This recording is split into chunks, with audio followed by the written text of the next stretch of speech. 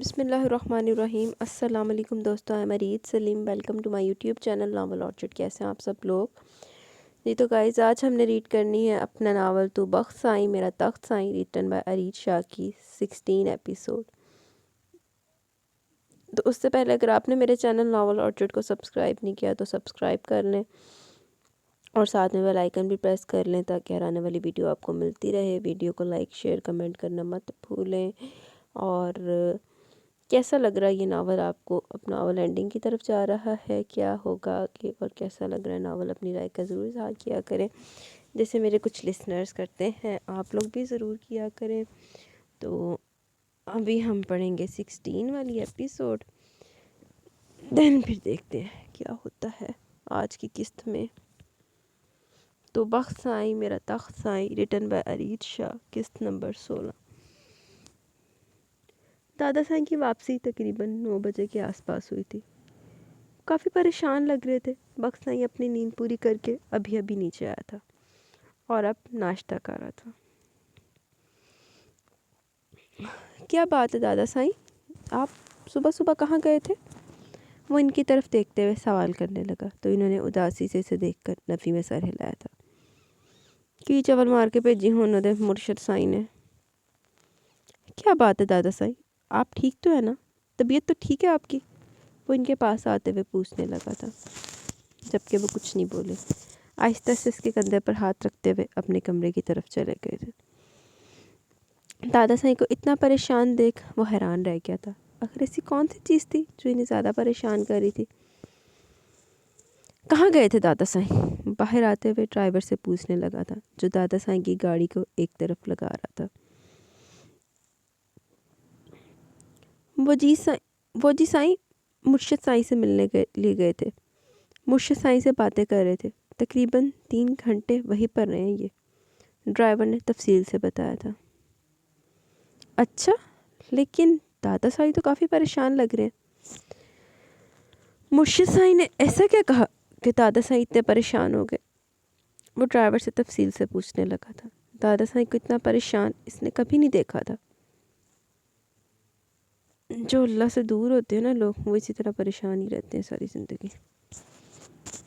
معلوم نہیں انہوں نے کمرے میں بلا کر ان سے بات کی تھی۔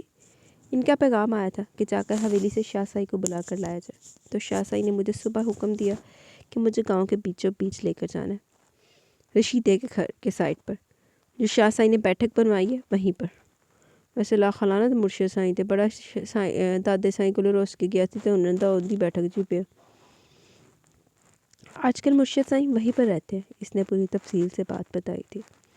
لیکن دادا سائیں کی پریشانی کی وجہ تو ڈرائیور بھی نہیں جانتا تھا۔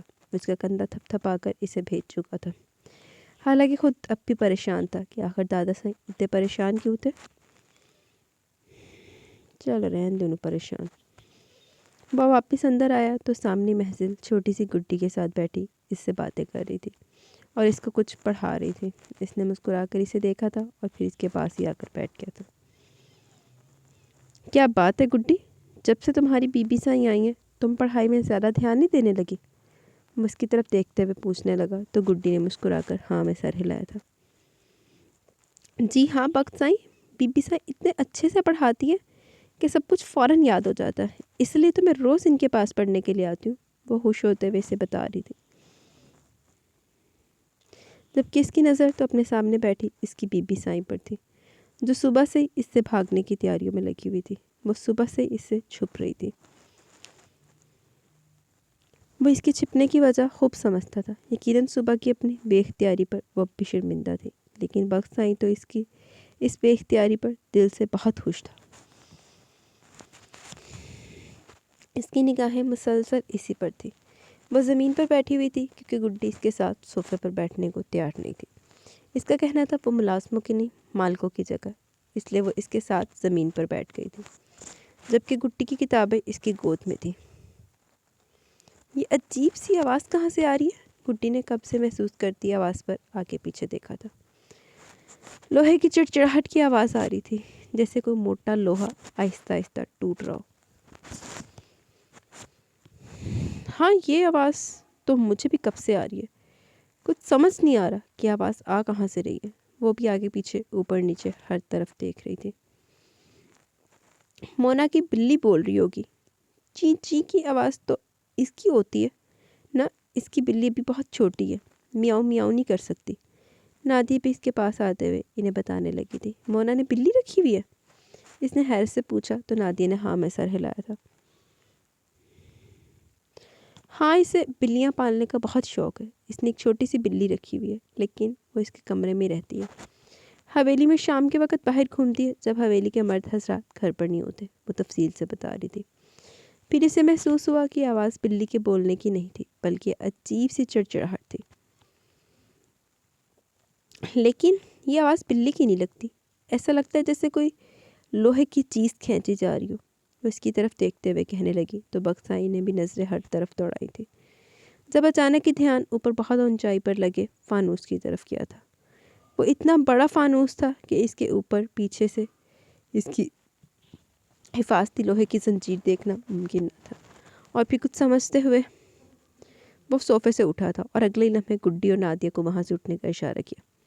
یہ جگہ چھوڑو فوراً، اس نے اوپر کی طرف دیکھتے ہوئے کہا تھا۔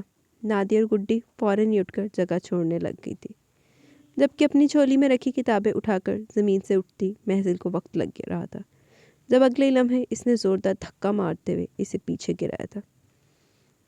ایک چیخ بلند ہوئی تھی اور پھر صرف شیشے کے ٹوٹنے کی آوازیں تھی۔ پوری جگہ پر کانچ بکھر چکا تھا، جبکہ بخت سائیں کا سارا بازو زخمی ہو چکا تھا۔ اس کے نیچے محضل ساری سچویشن کو سمجھ نہیں پائی تھی، ایسا لگ رہا تھا جیسے بس موت آنے کو ہی ہے۔ لمحے میں شور برپا ہوا تھا، اتنا پرانا فانوس نہ صرف خود ٹکڑے ٹکڑے ہو گیا تھا بلکہ بخت سائیں کا سارا بازو چھل گیا تھا، لیکن یہ بھی خدا کا شکر تھا کہ سوائے بازو کے اور کوئی چیز اس فانوس کے نیچے آئی نہیں تھی۔ چلو بخت سائیں سڑا زخمی کرا دیتا بیٹھے بیٹھائے۔ آپ کو ہسپتال جانا چاہیے، وہ پریشانی سے کہہ رہی تھی، جبکہ ڈاکٹر اس کے پاس بیٹھا کانچ اس کے بازو سے نکال رہا تھا۔ سب لوگ ہی پریشانی سے حویلی کے اندر آ چکے تھے، اتنا بڑا حادثہ ہونا کوئی معمولی بات نہیں تھی۔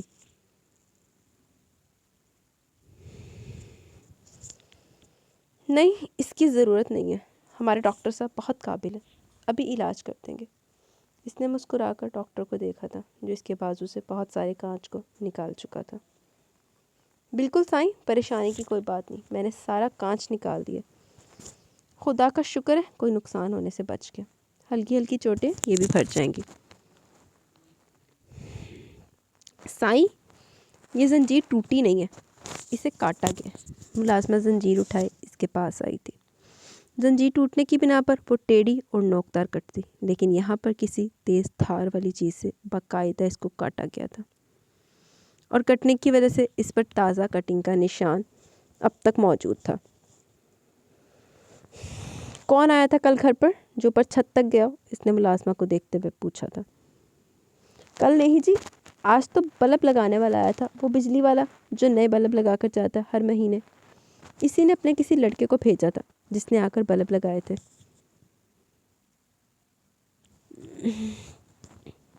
لے کر آؤ اسے میرے پاس، اس نے ملازم کو دیکھتے ہوئے حکم جاری کیا تھا، جس پر فوراً ہاں میں سر ہلاتا وہاں سے جا چکا تھا۔ چلو گھر دے وچ سازشیں شروع ہو گئی ہیں۔ کیا یہ بھی دیکا بیگم نے کی ہے؟ ایڈی بڑی سازش؟ کس نے کیا یہ سازش؟ میرے خیال میں گھر پر کسی ڈاکٹر کو بلا کر چیک کروانے سے بہتر تھا کہ آپ ہسپتال چلے جاتے، ٹھیک سے اپنا علاج کرواتے۔ وہ اس کے پیچھے پیچھے کمرے میں آ رہی تھی۔ اس کی ضرورت نہیں ہے جند جان سائیں، میں بالکل ٹھیک ہوں، مجھے ہرگز یہ نہیں کرنا، مجھے نہیں پریشان کرنا کسی کو بھی، اور تمہیں تو پتہ ہے تارا سائیں ذرا ذرا سی بات پر کتنے پریشان ہو جاتے ہیں، ان کی طبیعت ٹھیک نہیں رہتی۔ وہ اسے سمجھاتے ہوئے بولا تھا۔ تارا سائیں اس کا خون دیکھ کر بہت پریشان ہو گئے تھے، لیکن اس نے کہا چھوٹی چھوٹی چوٹیں لگنے کی وجہ سے خون بہا ہے، ویسے کوئی بڑی چوٹ نہیں آئی۔ حالانکہ اسے کافی بڑی بڑی چوٹیں لگی تھیں، لیکن دادا سائیں کو پریشان نہ کرنے کی وجہ سے اس نے بات کو کور کر لیا تھا۔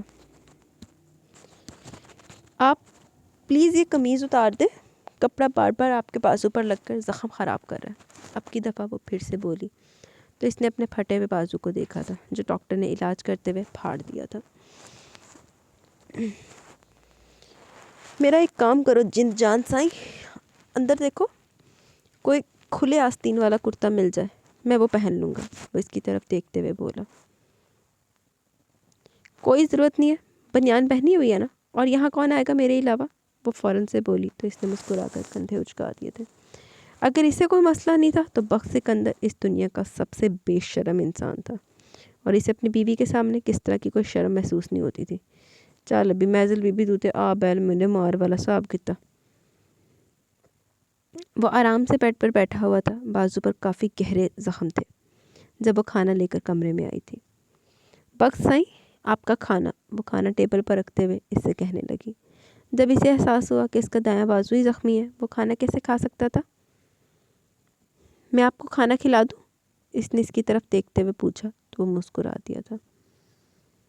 اگر تم میرے لیے کرنا چاہو تو مجھے خوشی ہوگی، وہ مسکرایا تو وہ اس کے پاس ہی بیٹھ گئی تھی۔ اس کے برہنہ شانے اسے عجیب سی حیا سے دو چار کر رہے تھے۔ جب وہ اس کے بالکل پاس آ کے بیٹھ گئی تھی، اس نے نوالا بنا کر اسے کھلانا چاہا تو ابھی ایک شرم سی اس کے آڑے آ رہی تھی۔ میرا منہ یہاں ہے جن جان سائیں، تم بیڈ کو کھانا کھلانا چاہتی ہو؟ اسے دوسری طرف چہرہ پھیر کر اپنی طرف نوالا بناتے دیکھ کر وہ کہنے لگا تھا۔ اس نے فوراً سے اپنا رخ اس کی جانب کیا تھا۔ ہوش کر محضل، یہ کوئی غیر نہیں، تیرا شوہر ہے، اتنی بھی کیا شرم؟ وہ خود کو ہوش دلوا دی، اب پوری طرح اس کی طرف گھوم چکی تھی۔ جبکہ وہ اس کے ہاتھوں سے نوالا لیتا اپنے لبوں کو ہلکا سا اس کی انگلی سے چھو کیا تھا، اپنے لبوں سے ہلکا سا اس کی انگلی کو چھو کیا تھا۔ اس کی حرکت اس کا چہرہ لمحے میں سرخ کر گئی تھی۔ جبکہ بخت سائیں ٹھیٹ ابن ٹھیٹ اس کی حالت سے بہت لطف اندوز ہو رہا تھا، اسے تنگ کرنے میں اسے مزہ آ رہا تھا۔ ویسے شوہر کو کھانا کھلاتے ہوئے بھی شرمایا جاتا ہے؟ وہ سوالیہ انداز میں پوچھنے لگا تو اس نے نگاہ اٹھا کر اسے دیکھا تھا۔ نہیں، میں شرما تو نہیں رہی، وہ فوراً سے بولی تو اچانک ہی بخت سائیں اپنے لب اس کے لبوں پر رکھ گیا۔ محضر کی جیسے دنیا رک سی گئی تھی، اس کے نچلے لب کو اپنے لبوں میں قید کیے کتنی ہی دیر اسے محسوس کرتا رہا تھا۔ اب شرماؤ جن جان سائیں، اب تمہاری شرم و حیا کو میں دل و جان سے قبول کروں گا، وہ دلکشی سے مسکراتے ہوئے بولا۔ گال تو صحیح ہے۔ جبکہ وہ ایک لمحہ بھی اس کے پاس رک نہیں پائی تھی، اس کا یہ بے باک انداز اسے فوراً اس کی نگاہوں کے سامنے سے اوجھل ہونے پر مجبور کر گیا تھا۔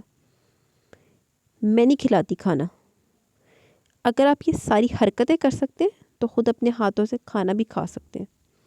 وہ کھانا وہی رکھتی کمرے سے نکل گئی تھی، جبکہ اس کا کہکا دور تک اس کا پیچھا کرتا رہا۔ تو ہی خدمات پیش کیتیاں سی اپنیاں، انہیں تے فیور نہیں منگی سی تیرے کولوں، انہیں تے نہیں فورس کیتا سی کہ آ جا بی بی مجھے کھانا کھلا دو، خود ہی آفر کی تھی بک تو۔ 2-3 دن اسی طرح سے گزر گئے تھے۔ یہ واقعہ پرانا ہونے کو تھا۔ دادا سائی نے اس الیکٹریشین سے پوچھ گچھ کی تھی، اس کے آگے کام کرنے والا لڑکا اچانک ہی پرسوں نوکری چھوڑ کر جا چکا تھا، یعنی کہ اس کام کے لیے اسے اتنی موٹی رقم ملی تھی کہ وہ آسانی سے نوکری کے بغیر اپنا گزارا کر سکتا تھا۔ تھوڑی بہت انفارمیشن لینے پر یہی پتہ چلا کہ وہ لڑکا ان کے ساتھ تقریباً چند دن سے کام کر رہا تھا۔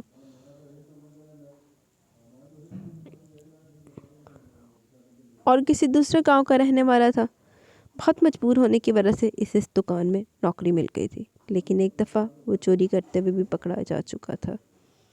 تو چوری کرتے پھڑا گیا سی تو پھر انہوں نے کیا کیوں سی؟ باقی اس کی کوئی خبر نہیں تھی۔ دادا سائی نے اسے آ کر پوری رپورٹ دی تھی، لیکن سمجھ نہیں آ رہا تھا کہ آخر کون ہو سکتا تھا جو اس کے ساتھ اس طرح کی حرکت کرنے کی کوشش کرتا۔ ان دواؤں میں نیند کی گولی بھی ہے کیا؟ وہ کمرے میں آئی تو بخت سائی نے سب سے پہلا سوال یہی کیا تھا۔ محضل اس کی دوائیاں لے کر اس کے قریب آ رہی تھی۔ نیند کی نہیں، سکون کی گولی، تاکہ آپ رات کو سکون سے سو سکے، وہ اسے گولیاں دیتے ہوئے کہنے لگی تھی۔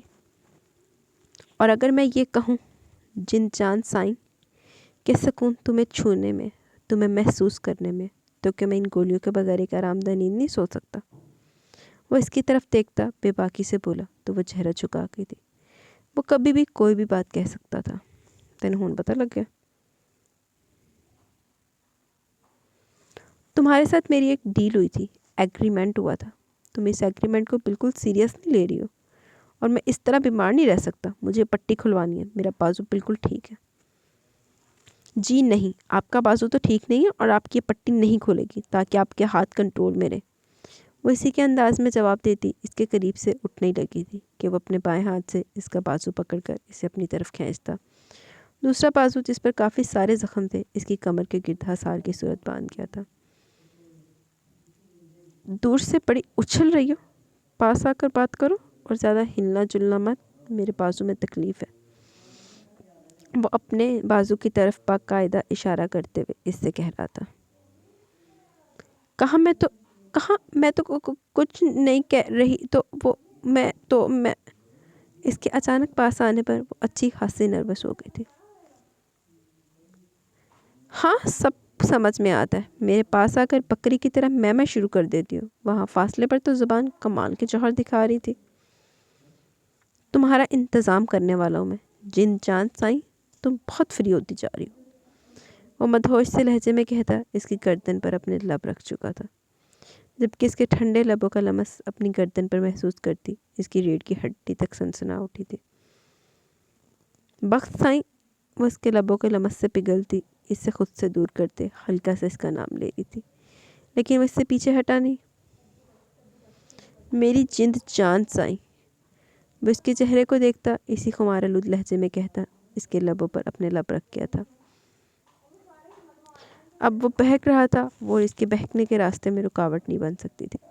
وہ آہستہ آہستہ اس کی سانسوں میں اترتا چلا جا رہا تھا، انداز میں بلا کی بے قراری تھی۔ وہ اس سے دور نہیں ہٹ پا رہی تھی جب اچانک دروازہ کھول کر ملازم اندر داخل ہوا۔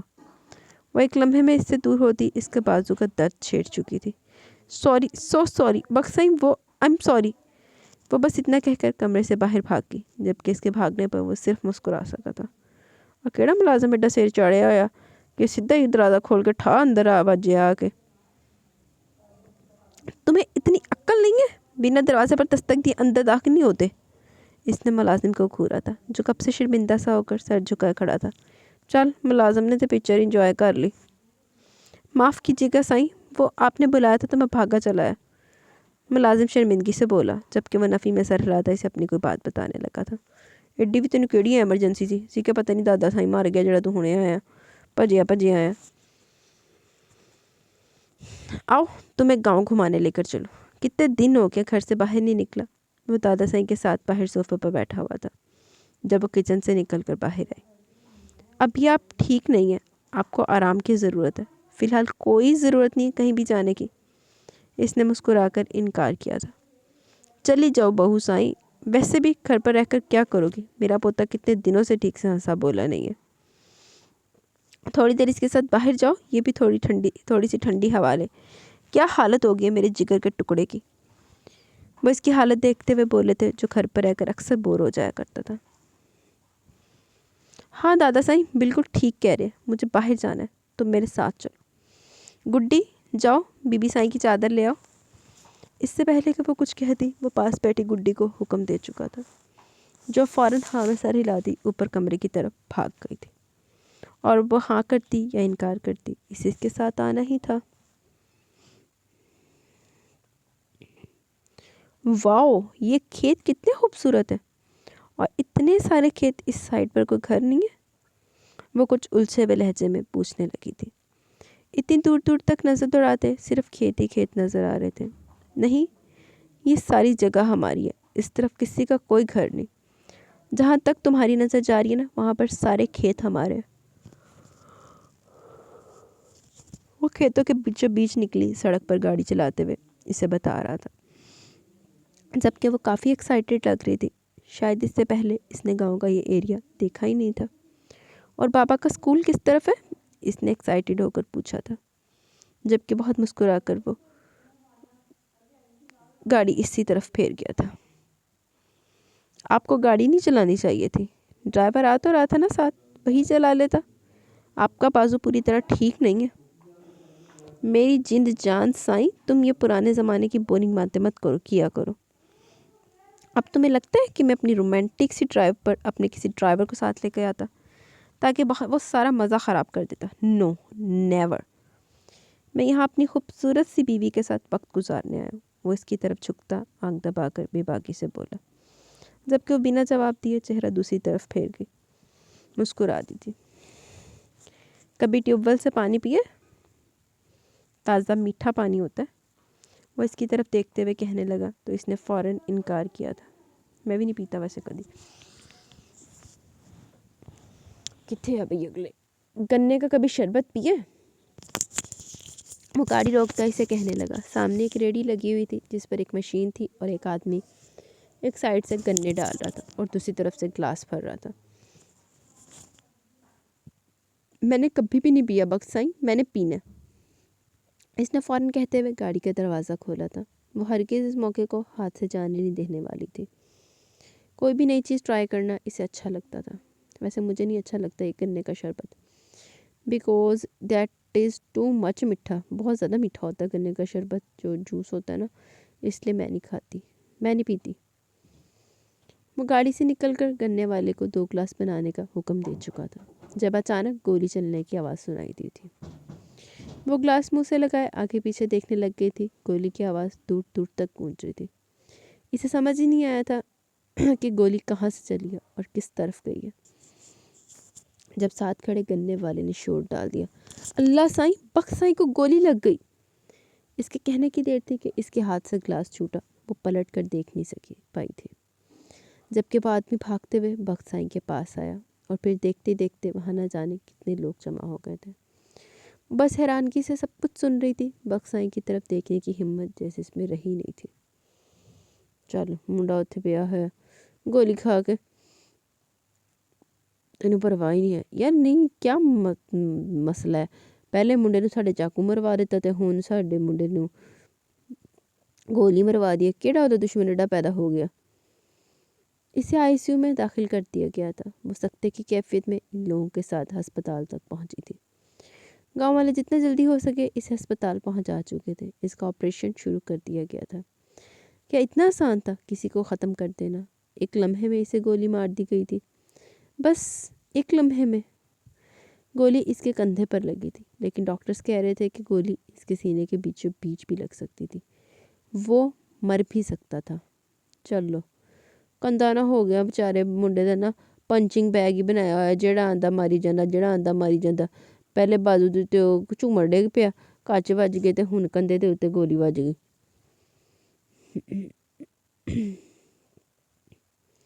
نہیں، وہ مر نہیں سکتا۔ وہ کیسے مر سکتا تھا؟ محبت کرنے والے اس طرح سے نہیں مر سکتے۔ جا ڈوب کے مر جا، تو تے مر جا۔ اس نے کوریڈور سے بھاگ کر آتے دادا سائیں اور چچا سائیں کو دیکھا تھا۔ دادا سائیں نے آتے شور مچا دیا تھا۔ ڈاکٹر جلدی جلدی اپنا کام کر رہے تھے، جبکہ آہستہ آہستہ گھر کے سارے مرد حضرات وہاں پر اکٹھے ہو چکے تھے۔ پہلے فانوس کا ٹوٹنا اور اب گولی چلنا، یہ کوئی معمولی چیز نہیں تھی۔ کوئی اسے جان سے مارنے کی کوشش کر رہا تھا۔ کیا اس رات سیڑھیوں پر تیل بھی بخت سائیں کے لیے گرایا گیا تھا؟ اور گیس پھٹنا، وہ تانے بانے جوڑ رہی تھی، لیکن بخت سائیں کا کچن میں کوئی کام نہیں تھا، تو شاید وہ گیس اتفاق سے پھٹا تھا، اور سیڑھیوں پر تیل گرانے سے بھی کوئی جان سے نہیں مر سکتا۔ یقیناً یہ ادھوری پلاننگ تھی، لیکن اگر وہ فانوس بخت سائیں پر گر جاتا تو، اور اگر یہ گولی آج اس کے سینے کے بیچوں بیچ لگ جاتی تو کیا ہو رہا تھا؟ اسے کچھ سمجھ میں نہیں آ رہا تھا۔ اس کا دماغ پوری طرح سے چکرا رہا تھا، جبکہ اپنے پوتے کی حالت دیکھ دادا سائیں کی حالت بگڑنے لگی تھی۔ کسی نو کسی دی پئی دادا سائیں نو اپنی پئی جاندی ہے۔ ٹھیک کہتے تھے مرشد سائیں، یہ لڑکی ہمارے خاندان پر بھاری ہے، منحوس ہے ہمارے لیے۔ بخت سائیں نے ہماری بات نہیں سمجھی، اب دیکھ لیا انجام۔ وہ اندر مشینوں میں جکڑا ہوا تھا۔ مرشد سائیں کے پاس جانا ہوگا، وہی کوئی حل بیان کریں گے۔ وہ پریشانی سے ادھر ادھر دیکھ رہے تھے۔ یہ سب کچھ تمہاری وجہ سے ہوا، اگر میرے پوتے کو کچھ بھی ہوا تو… بس کیجئے دادا سائیں، آپ کے پوتے کو کچھ نہیں ہوگا، کچھ بھی نہیں ہوگا اسے، اور میں منحوس نہیں ہوں، کیونکہ منحوس کچھ نہیں ہوتا۔ خدا رب باہر نکلے اس مرشد کی باتوں سے، اور اب اس سے جا کر مدد مانگنے سے بہتر ہے کہ اللہ سے جا کر اپنے پوتے کی زندگی مانگے۔ پلٹ آئیں دادا سائیں، پلٹ آئیں، اس سے پہلے کہ دیر ہو جائے۔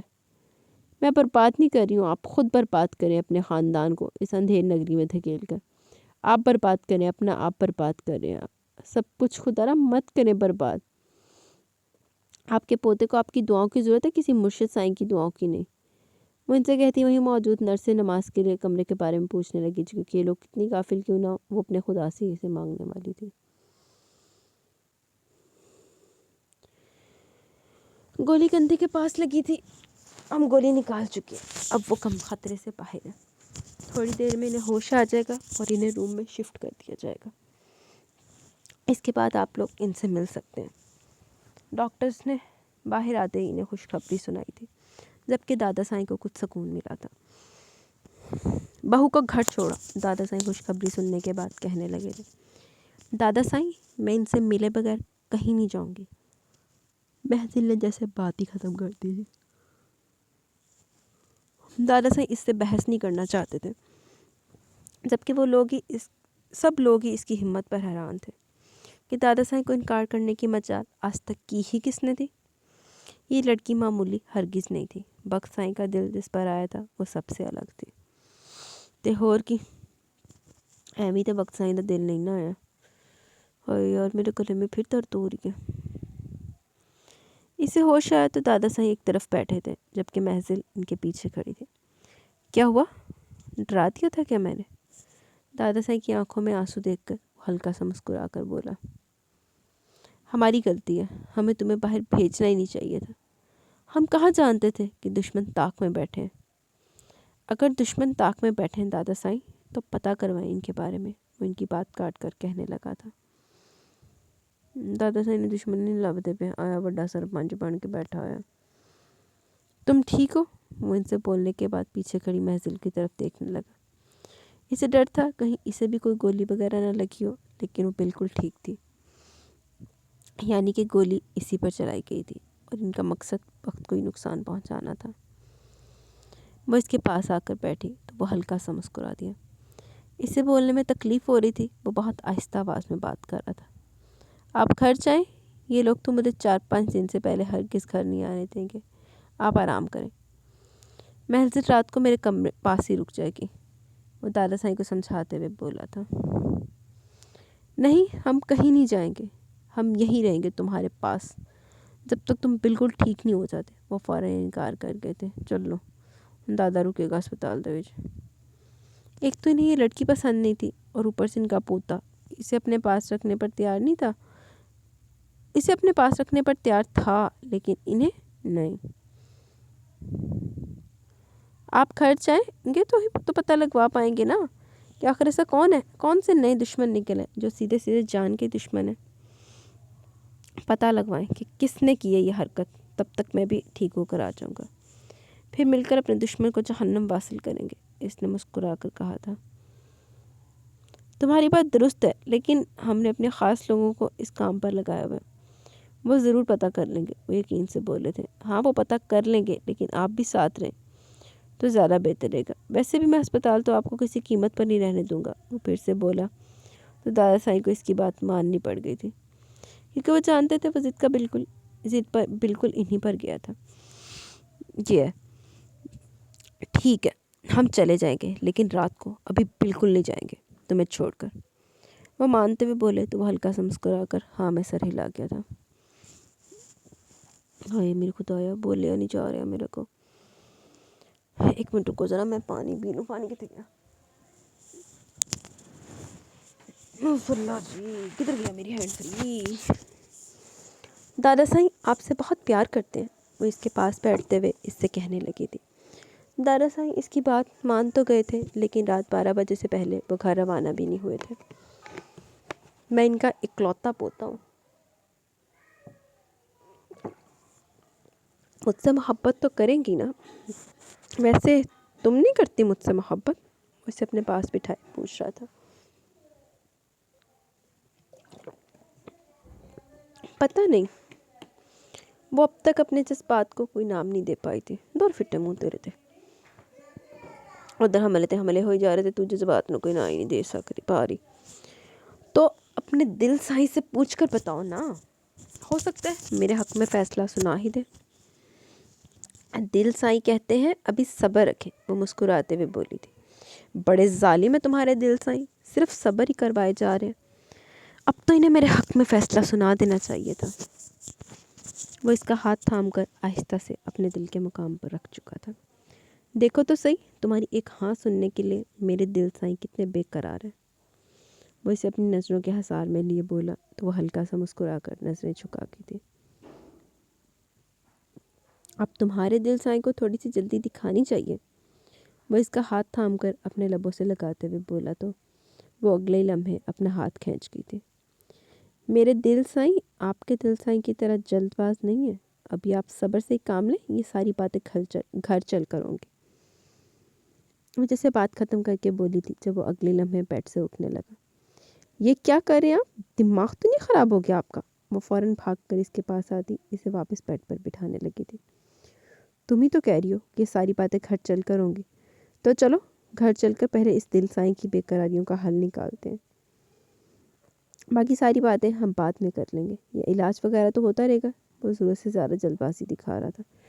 ماں صدقے چلی جاوے تیری جلد بازیاں دے اتے۔ جی نہیں، یہیں پر بیٹھے آرام سے، کہیں نہیں جا رہے ہم، جب تک آپ کا علاج مکمل نہیں ہو جاتا، یہیں پر رہیں گے آپ، سنا آپ نے؟ وہ اسے زبردستی بیڈ پر بٹھاتی اس کے ہاتھ پر لگی ڈرپ کو ٹھیک کرنے لگی تھی۔ تم ظالم ہو جن جان سائیں، تم چاہتی نہیں ہو کہ میرے اس دل سائیں کے مسئلے حل ہوں، وہ ناراضگی سے کہنے لگا جبکہ وہ کھلکھلا کر ہنسی تھی۔ جی تو گائز یہاں پہ ہماری ایپیسوڈ اپنے اختتام کو پہنچی۔ کیسی لگی آپ کو ایپیسوڈ؟ اپنی رائے کا ضرور اظہار کیجیے گا۔ میں تو آج نیند آ گیا، میں یونیورسٹی سے آ کر سوئی نہیں نا، تو ابھی مجھے بڑی پیڑی نیند آ رہی ہے، تو دیکھتے ہیں کھانا کھا کے شاید میں سو ہی جاؤں۔ تو کیسی لگی آپ کو ایپیسوڈ؟ اپنی رائے کا ضرور اظہار کیجیے گا۔ ابھی کمنٹ سیشن کی طرف چلتے ہیں، دین ویڈیو کو اینڈ کریں گے۔ فرحت انشو، سلطنت دل، بہت سالوں پہلے پڑھا تھا، یہ موسٹ فیوریٹ ہے میرا، تھینکس سسٹر، ویلکم۔ اچھا یار کچھ غلط ملط یا کچھ پڑھا ہو جائے نا تو معذرت، کیونکہ مجھے بہت شدید نیند آ رہی ہے، میری آنکھیں بند ہو رہی ہیں۔ سعد علیمی فرسٹ، اچھا کیپو تالیاں، میرے والوں بھی تالیاں، میں نے پتہ نہیں کس وقت تمہاری، اچھا منہ توڑنے والا، میرے والوں بھی تالیاں۔ کیپو تو کچھ فائنلی کڑی کو کل آ رہی ہے، آتے آتے ہی آ رہی ہے۔ عبداللہ ایم گڈ، زلفیشا خان، یہ بھی صحیح رہے گا، ایک ساتھ آ جائے تو تھوڑا تھوڑا بہت مس کرنا پڑتا ہے۔ جی ڈیلی آ رہا وہ ناول بھی آب حیات۔ خدا شفیق، نائس ناول، تھینک یو۔ کیپو، او واو، اس ناول کی شاید ہی کوئی ایسی ایپیسوڈ جو میں کسی کی بےعزتی نہ ہوئی ہو، وہ بھی کراری کراری مزے والی۔ یہ عرب سارے ہیں ہی ایسے جو بےعزت ہوئے بغیر ان کو سکون ہی نہیں ملتا۔ سمیرہ کامران، ویسے اس ناول پہ تیرے بن کا اگلا سیزن بن سکتا ہے، ویسے اسی نہیں دینا تیرے بنا، لینو اپنی کہانی لکھنا، اسی نہیں دینی اپنی کہانی۔ Sehar Iqbal, one of my most favourite, thank you. Saira Riaz, یہ مرشد نمبر آدمی ہے، اللہ خیر کرے، اب کیا ہوتا ہے، اب وہی ہوگا جو منظور خدا ہوگا۔ عمران علی، وعلیکم السلام، اللہ پاک آپ کو ہمیشہ خوش رکھے، صحت و تندرستی عطا فرمائے، آمین ثم آمین۔ میرے کو تو بولیا نہیں جا رہا ہوں، میں نے کوئی 3 ماہ سے ناول پڑھنے شروع کیے ہیں اس لیے۔ اوکے اللہ حافظ، کوئی مسئلہ نہیں، آپ اب وزٹ کر لیں۔ اوہو، تعدیل بیوٹیفل ایپیسوڈ، سوریہ بیگم، یاہو، تھینکس یار اپی، ویلکم۔ فاطمہ، زبردست، امیزنگ، لاجواب، fantastic, thank you. Saim Waheed, وعلیکم السلام، بہت زبردست episode, thank you. Food dust, story تو چلو جو ہے وہ ہے، آپ کی کمنٹری بہت مزے کی ہوتی ہے، thank you very much dear. Saim Waheed, وعلیکم السلام، زبردست episode, thank you. Raja Rafiz, زبردست بیوٹیفل ناول، تھینک یو۔ یار سلو اس وجہ سے بول رہی ہوں، میرے گلے سے آواز نہیں نکل رہی ہے، بولا نہیں جا رہا۔ ملک صفا، وعلیکم السلام ورحمۃ اللہ وبرکاتہ۔ تو بخت سائیں، میرا تخت سائیں، ارید شاہ ناولز۔ ایپی ہمیشہ کی طرح بہت بہت بہت زیادہ مزے کی تھی، زبردست، لاجواب اور انٹرسٹنگ بھی۔ مرشد سائیں واپس جا رہے تھے، اتنی عزت افزائی کے بعد جانا ہی تھا، صحیح گل ہے۔ لیکن حیرت کی بات یہ کہ دادا سائیں کیسے ان کی منتیں کر رہے تھے، ان کے پیچھے بھاگ رہے تھے، ان کو جانے سے روک رہے تھے، اور بخت سائیں کو دیکھ کر شروع ہو گئے۔ ان کو لگا تھا کہ بخت سائیں محزل کو ڈانٹے گا اس بات پر، اور ساتھ ہی لے جا کر بولے گا کہ مرشد سائیں سے معافی مانگے۔ کیا ہی نہ دبے ہوتے دادا سائیں دے مرن تو بعد بھی یہ گل نہیں کرنی بخت سائیں نے۔ لیکن بخت سائیں کی سوچ بھی محزل کی طرح تھی۔ صحیح بات ہے، یہ چیز مجھے بھی ذرا پسند نہیں آئی۔ بخت سائیں نے تو صاف الفاظ میں کہہ بھی دیا۔ پھر مرشد سائیں اور دادا سائیں جن کے پیروں میں بیٹھ کے، وہی تھے کمزوری میں اندھے بھٹکے ہوئے لوگ۔ لیکن پھر بھی چلے گئے وہاں سے۔ محزل کو لگا تھا کہ بخت سائیں اس بات کو لے کر ہو سکتا ہے تھوڑا اوور ریئیکٹ کرے، لیکن اس کو خوشی ہوئی کیونکہ دونوں کی سوچ ایک جیسی تھی۔ بخت سائیں ٹھیک ہی کہہ رہا تھا، یہ جہالت ہی ہے دادا سائیں کی بخت سے ناراضگی، لیکن بخت نے ان کو منا لیا، وہ کب تک ناراض رہتے اس سے؟ تہور کی بخت نے تمہیں بوبا بنایا ہے تو ناراض تھوڑی رہ سکتا۔ یہ دیکھا بیگم ان کی نئی پلاننگ، لیکن اس کی زد میں ان کے اپنے شوہر آ گئے۔ وہ شاید بھول جاتی ہے کہ برا کرنے والوں کے ساتھ بھی برا ہی ہوتا ہے۔ تہور کی بیچارے ازمیر سائیں، بیچارے تو نہیں ازمیر سائیں دی کرتوت اگے جا کے پتہ لگن گے۔ عتیقہ بیگم جو کہ محزل کی چیخوں کا انتظار کر رہی تھی، اپنی شوہر کی چیخیں سن کر پھر ان کی حالت دیکھنے والی تھی۔ تو اسی طرح سے ہوتا ہے نا، جب دوسروں کے لیے برا سوچو گے تو آپ کے لیے پھول کیسے کھل سکتے ہیں؟ پہلے سوچ لیتی وہ، لیکن نہیں۔ یہ دادا سائیں صبح صبح کہاں جا رہے تھے بخت سائیں کو بتائے بغیر؟ وہ مرشد سائیں کے پاس پہنچ گئے۔ تہور کی اور مرشد سائیں کی باتیں، یقیناً دادا سائیں کو کتنا یقین ہے مرشد سائیں پر۔ آہو اینڈ تے جڑا راز دسیا نا، ان دی نہیں مجھے سمجھ آئی حالے تک۔ باقی یہ بھی بہت انٹرسٹنگ تھی، بہت زیادہ مزہ آیا سن کر۔ Thank you. اللہ تعالیٰ آپ کو ہمیشہ خوش رکھیں، آمین ثم آمین۔ آمین، جزاک اللہ ڈیئر۔ صدیقی نے ہارٹ بھیجے ہیں۔ Nuzhat تحرین، I love this novel. Please read novel آدمزاد بنت ہوا by امیمہ شفیق قریشی۔ یہ ناول میں دیکھوں گی اگر تو میرے پاس یہ والی رائٹر کا ڈائجسٹ کی ہوئی، اور ناول چھوٹا ہوا تو ضرور جلدی ریڈ کریں گے، نہیں تو پھر فی الحال کے لیے معذرت، آگے جا کے ریڈ کریں گے۔ سحر عاطف بیسٹ ناول ہے، thank you. Qasim Nawaz very nice episode, thank you. Khadija thank you, welcome. Taha Adeel nice episode, thank you. Taha Adeel nice episode, thank you. Novels collection, پتہ نہیں ان لوگوں کے پاس دماغ جیسی کوئی چیز نہیں ہوتی جو ان پیر و فقیروں کو مانتے ہیں۔ میرے IAS اسلامت کی ٹیچر سے اس ٹاپک پہ میری ایک دفعہ بات ہوئی تو وہ بھی شاید ان کو مانتے تھے۔ مجھے بولی کہ ہم ان سے نہیں بلکہ ان کے ذریعے خدا سے دعا کرتے ہیں کیونکہ اللہ اپنے نیک بندوں کی جلدی سنتا ہے۔ میں نے کہا کہ اللہ ہمارے نبی صلی اللہ علیہ وسلم سے زیادہ کسی کو بھی پیار کرتا ہوگا، کسی کو نہیں پیار کرتا ہوگا، پھر ہم ان سے روزہ مبارک پر، ان کے روزہ مبارک پر دعا کیوں نہیں کرتے، صرف سلام کر کے آ جاتے ہیں۔ اس پر کچھ نہیں بولا انہوں نے۔